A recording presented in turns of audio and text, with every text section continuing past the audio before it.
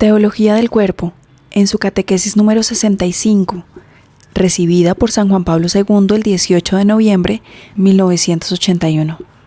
La presente catequesis ha sido titulada El Dios viviente, estrechando su alianza con los hombres, renueva continuamente la realidad misma de la vida. O bien, es una catequesis que trata sobre la resurrección de los cuerpos, según las palabras de Jesús a los saduceos. Antes de iniciar, aclaremos que la presente catequesis contiene 7 notas. Una nota es una ampliación o una observación al texto de la misma catequesis que busca explicarnos un poco más su contenido. Tan pronto inicie una de estas notas, les avisaré, así como cuando termine cada una de ellas. Iniciemos entonces con la 65 catequesis de la Teología del Cuerpo.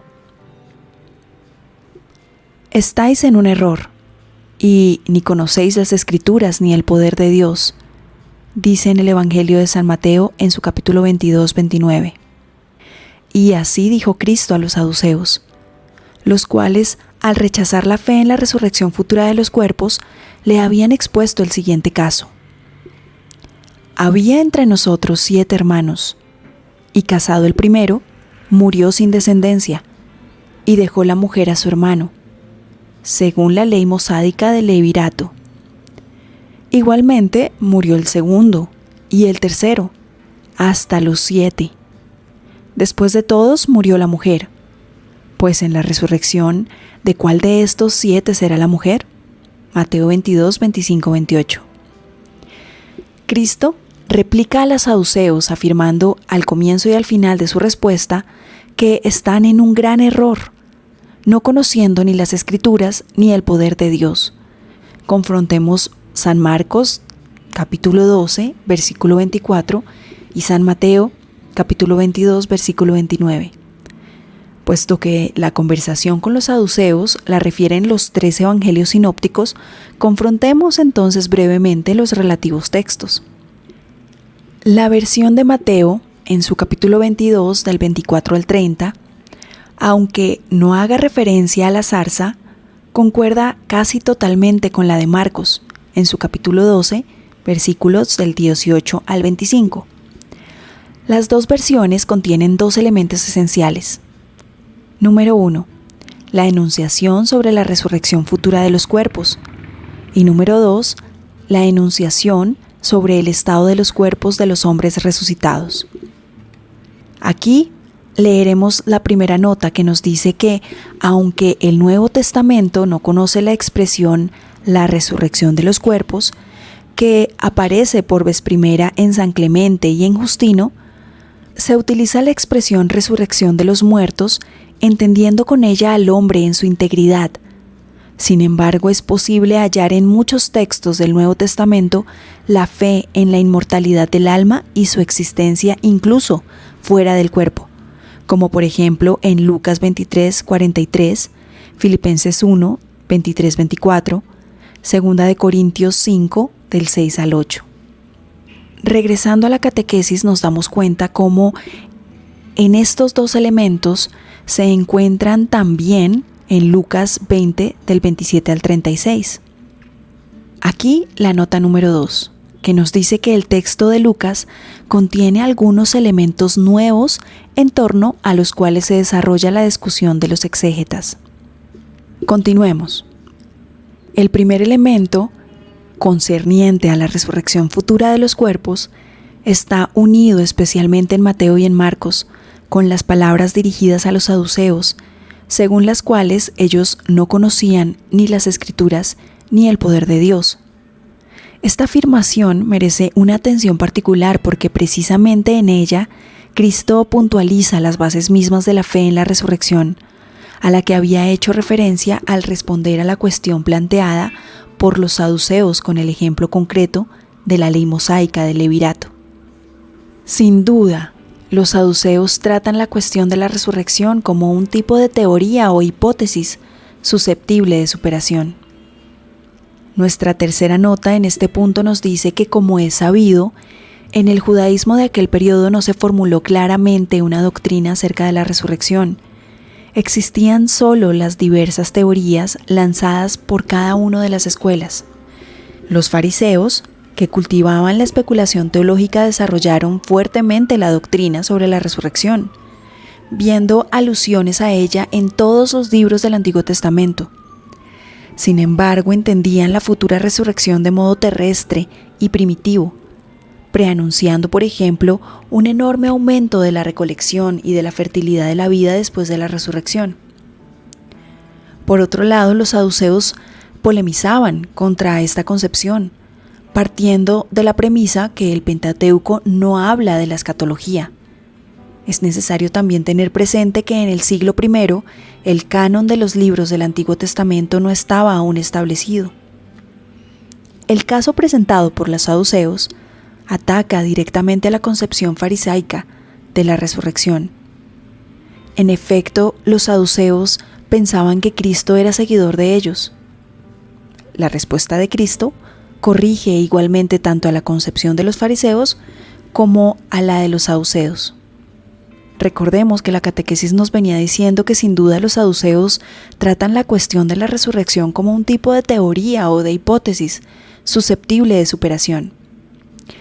Jesús les demuestra primero un error de método, no conocen las Escrituras, y luego un error de fondo, no aceptan lo que está revelado en las Escrituras, no conocen el poder de Dios, no creen en aquel que se reveló a Moisés en la zarza ardiente.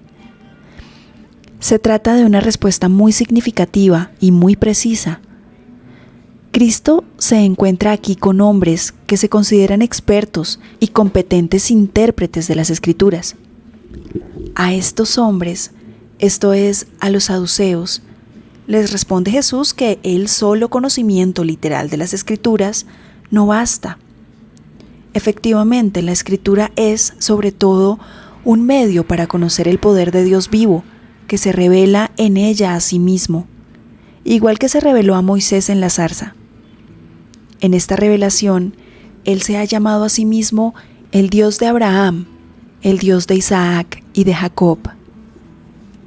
Leamos ahora la nota número 4, que nos explica que esta expresión no significa Dios que era honrado por Abraham, Isaac y Jacob, sino Dios que tenía cuidado de los patriarcas y los libraba. Esta fórmula se vuelve a encontrar en el libro del Éxodo, siempre en el contexto de la promesa de liberación de Israel. El nombre de Dios de Abraham, de Isaac y de Jacob es prenda y garantía de esta liberación. Un sentido semejante se encuentra en el Génesis 49:24, cuando nos dice que por el poderío del fuerte de Jacob, por el nombre del pastor de Israel, en el Dios de tu padre hallarás tu socorro. La fórmula Dios de Abraham, Isaac y Jacob, en la que se citan los tres nombres de los patriarcas, indicaba en la exégesis judaica contemporánea de Jesús la relación de Dios con el pueblo de la alianza como comunidad. Finalizada la nota número 4, continuamos con la catequesis que nos venía diciendo que justamente en esta revelación Él se ha llamado a sí mismo el Dios de Abraham, el Dios de Isaac y de Jacob. De aquellos pues que habían sido los padres de Moisés en la fe, que brota de la revelación del Dios viviente. Todos ellos han muerto ya hace mucho tiempo. Sin embargo, Cristo completa la referencia a ellos con la afirmación de que Dios no es Dios de muertos, sino de vivos.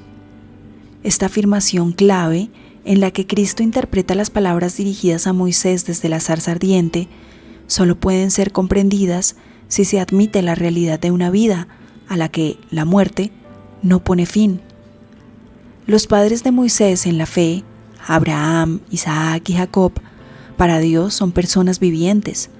Confrontemos Lucas 20:38, que nos dice, porque para Él todos viven. Aunque, según los criterios humanos, haya que contarlos entre los muertos. Interpretar correctamente la Escritura y en particular estas palabras de Dios quiere decir conocer y acoger con la fe el poder del dador de la vida, el cual no está atado por la ley de la muerte, dominadora en la historia terrena del hombre. Parece que de este modo hay que interpretar la respuesta de Cristo sobre la posibilidad de la resurrección. Y aquí tomemos en cuenta la nota número 5, que nos dice que según nuestro modo actual de comprender este texto evangélico, el razonamiento de Jesús solo mira a la inmortalidad.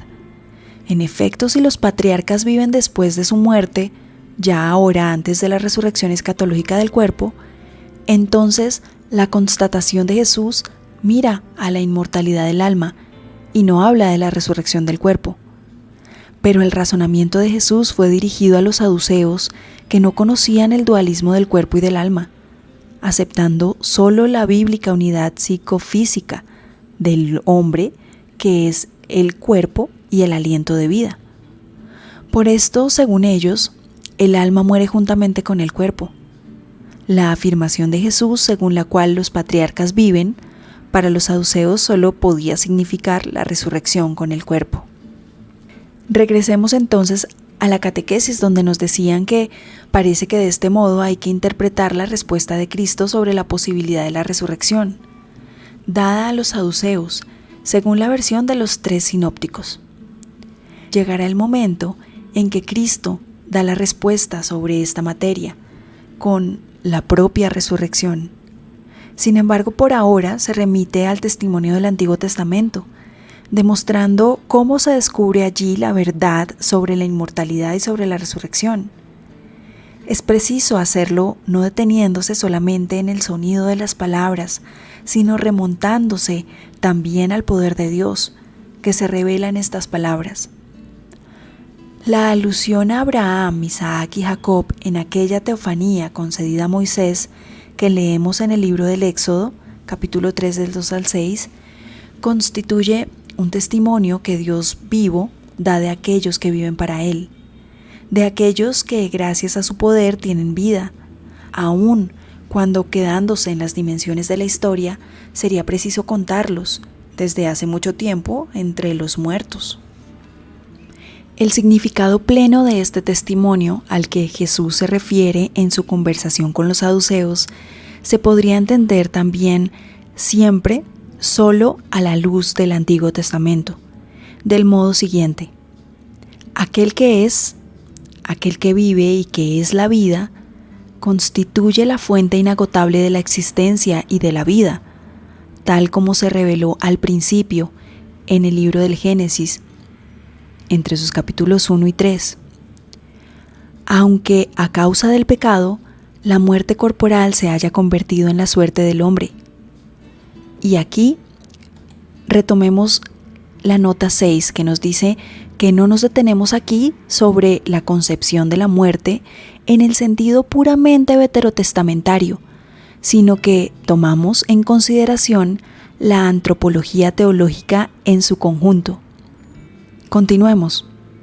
En el punto en donde nos dicen que aunque le haya sido prohibido al hombre el acceso al árbol de la vida, este gran símbolo del libro del Génesis, el Dios viviente, estrechando su alianza con los hombres, Abraham, patriarcas, Moisés, Israel, renueva, sin embargo, continuamente en esta alianza la realidad misma de la vida, desvela de nuevo su perspectiva y en cierto sentido abre nuevamente el acceso al árbol de la vida. Juntamente con la alianza, esta vida, cuya fuente es Dios mismo, se da en participación a los mismos hombres que, a consecuencia de la ruptura de la primera alianza, habían perdido el acceso al árbol de la vida y en las dimensiones de su historia terrena habían sido sometidos a la muerte. Cristo es la última palabra de Dios sobre este tema. Efectivamente, la alianza que con Él y por Él se establece entre Dios y la humanidad abre una perspectiva infinita de vida, y el acceso al árbol de la vida, según el plano originario de Dios de la alianza, se revela a cada uno de los hombres en su plenitud definitiva. Este será el significado de la muerte y de la resurrección de Cristo. Este será el testimonio del misterio pascual. Sin embargo, la conversación con los saduceos se desarrolla en la fase prepascual de la misión mesiánica de Cristo. El curso de la conversación, según Mateo, Marcos y Lucas, manifiesta que Cristo, que otras veces, particularmente en las conversaciones con sus discípulos, había hablado de la futura resurrección del Hijo del Hombre, en la conversación con los saduceos, en cambio, no se remite a este argumento. Las razones son obvias y claras. La conversación tiene lugar con los saduceos, los cuales afirman que no hay resurrección, como subraya el evangelista. Es decir, ponen en duda su misma posibilidad y a la vez se consideran expertos de la escritura del Antiguo Testamento y sus intérpretes calificados. Y por esto, Jesús se refiere al Antiguo Testamento y basándose en él, les demuestra que no conocen el poder de Dios. Dice la nota número 7. Este es el argumento determinante que comprueba la autenticidad de la discusión con los saduceos. Si la perícopa constituye un añadido pospascual de la comunidad cristiana, como pensaba por ejemplo Budman, la fe en la resurrección de los cuerpos estaría apoyada por el hecho de la resurrección de Cristo, que se imponía como una fuerza irresistible, como la da a entender por ejemplo San Pablo en la 1 Corintios capítulo 15, versículo 12. La referencia al Pentateuco, mientras en el Antiguo Testamento hay textos que tratan directamente de la resurrección, como por ejemplo en Isaías, testimonia que la conversación se tuvo realmente con los saduceos, los cuales consideraban el Pentateuco como la única autoridad decisiva. La estructura de la controversia demuestra que esta era una discusión rabínica, según los modelos clásicos que se usaban en las academias de entonces. Recomiendo leer la bibliografía citada por San Juan Pablo II, que encuentras en el enlace que está en la cajita de descripción de este video. Respecto a la posibilidad de la resurrección, Cristo se remite precisamente a este poder, que va unido con el testimonio del Dios vivo, que es el Dios de Abraham, de Isaac, de Jacob y el Dios de Moisés. El Dios, a quien los saduceos privan de este poder, no es el verdadero Dios de sus padres, sino del Dios de sus hipótesis e interpretaciones. Cristo, en cambio, ha venido para dar testimonio del Dios de la vida, en toda la verdad de su poder, que se despliega en la vida del hombre. Hasta aquí la catequesis número 65 de la Teología del Cuerpo. La encuentras titulada El Dios viviente, estrechando su alianza con los hombres, renueva continuamente la realidad misma de la vida, o bien, la resurrección de los cuerpos según las palabras de Jesús a los saduceos. Recibida por San Juan Pablo II el 18 de noviembre de 1981 y vigente hasta nuestros días.